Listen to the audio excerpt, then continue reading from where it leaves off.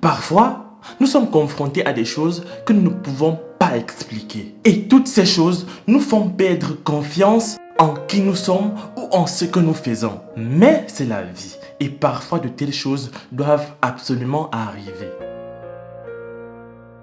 Aujourd'hui les amis, je vais vous raconter l'histoire d'un jeune homme de 18 ans qui est victime de moqueries dans la société où il vit. Tout le monde ne fait que l'appeler zombie à cause de son apparence. Cela lui fait alors perdre confiance en lui et il passe la plupart de son temps à vivre seul. Il n'a pas réussi à se faire soigner car ses parents sont décédés avant qu'ils aient eu le temps de l'emmener à l'hôpital pour obtenir des soins médicaux. Et cela le blesse plus que quiconque ne pourrait l'imaginer. Il le fait vivre avec beaucoup de regrets. Il s'appelle Noah et au bord d'un lac au Burundi, c'est là où nous l'avons trouvé. Il n'était pas du tout facile à retrouver car il se cache tout le temps et il a peur des inconnus. Mais on a pu la voir et il nous a raconté sa terrible histoire. Mais avant de poursuivre les amis sur cette histoire, laissez-moi vous présenter la question du jour. Comment appelle-t-on la race de singe présente sur cette photo? A. Un babouin. B. Un mandrill. C. Un bonobo. J'attends vos propositions dans les commentaires et la réponse exacte vous sera donnée à la fin de la vidéo. Nous avons dû rouler jusqu'à son domicile. Malheureusement, il n'était pas là. Nous avons attendu des heures et des heures, mais rien. L'un des habitants du coin nous a dit qu'il se cachait toujours dans la forêt ou au bord du lac à cause de son visage qui fait rire tout le monde qui le regarde. Nous n'avions rien d'autre à faire, alors nous sommes allés dans cette forêt. Quand nous sommes arrivés là-bas, nous n'avons pas pu d'abord le trouver. Et boum, nous l'avons fait. Il n'était pas si heureux quand il nous a vus au premier abord.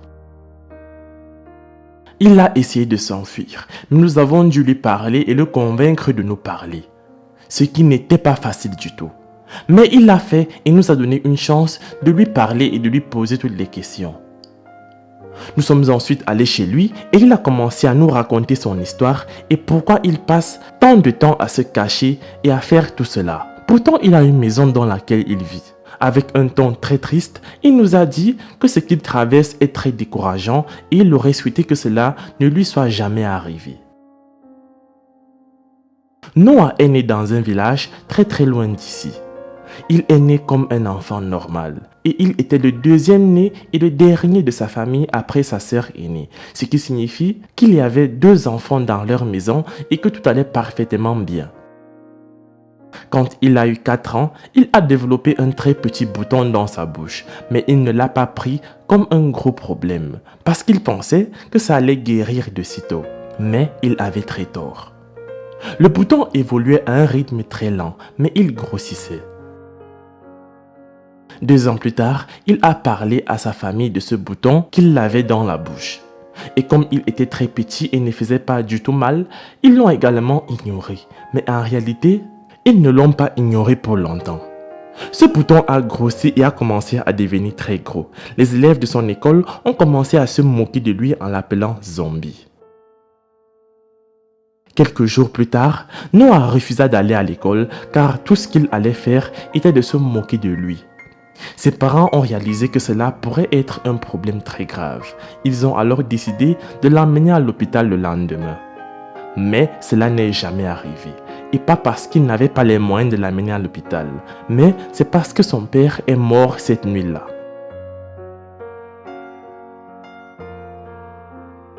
Ils n'ont pas pu l'amener à l'hôpital le matin, car toute la famille ainsi que lui ont dû assister à l'enterrement de son père qui a duré environ 3 jours.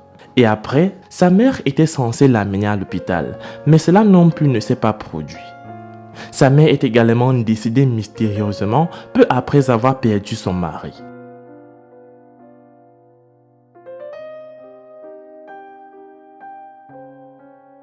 Ce n'était pas seulement choquant pour lui et sa sœur, mais pour tous ceux qui l'ont appris.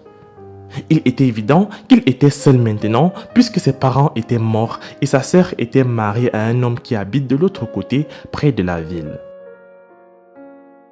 Ses parents sont morts quand il avait 12 ans. La tumeur grossissait de plus en plus. Et maintenant, il a totalement perdu espoir d'aller à l'hôpital un jour. Car ses parents, qui étaient censés l'y amener, sont déjà morts. Noah a abandonné l'école et il n'y avait aucune chance qu'il trouve un jour un emploi à cause de la tumeur qui tourbillonnait sur son visage. Il allait mourir de faim, alors il a dû trouver une solution très rapidement. Il a déménagé en ville pour chercher sa sœur, car elle était la dernière personne qu'il savait qui pourrait l'aider. Heureusement, il est arrivé avec succès. Sa sœur l'a accueilli à bras ouverts et depuis 6 ans maintenant, c'est là qu'il vit. Malheureusement, elle est aussi trop pauvre pour lui offrir le genre de traitement qu'il mérite. Et comme il ressemble à ça, c'est pourquoi il passe son temps à se cacher de la société et de tous les autres. Sa sœur n'était pas à la maison. Selon lui, elle était au travail où elle essaie d'obtenir de l'argent pour acheter de la nourriture pour eux. Alors nous avons dû aller au marché où elle travaille pour pouvoir lui parler. Elle raconte que son frère a abandonné l'école alors qu'il était encore jeune à cause de cette tumeur qu'il a au visage.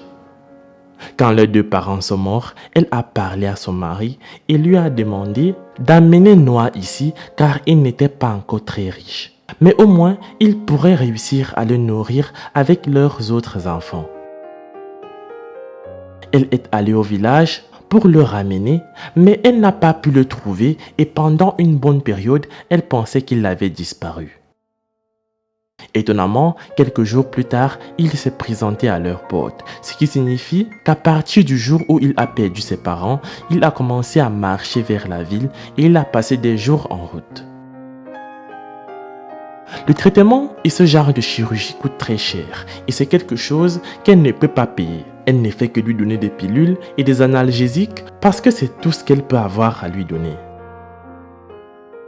Elle demande maintenant de l'aide pour amener son jeune frère à l'étranger pour un traitement. Depuis qu'on leur a dit que dans ce pays, aucun hôpital n'allait jamais faire ce genre de chirurgie, les médecins ont dit qu'ils n'y arriveraient pas. Les amis, les fonds qui seront utilisés pour amener Noah à l'hôpital, dans un hôpital étranger pour un bon traitement, seront versés via le lien GoFundMe qui se trouve dans la description de cette vidéo. Les amis, c'est la fin de cette vidéo. La réponse à la question du jour était le babouin. Laisse un like si tu as trouvé. Moi, je vous laisse et surtout on se prend pour la prochaine fois.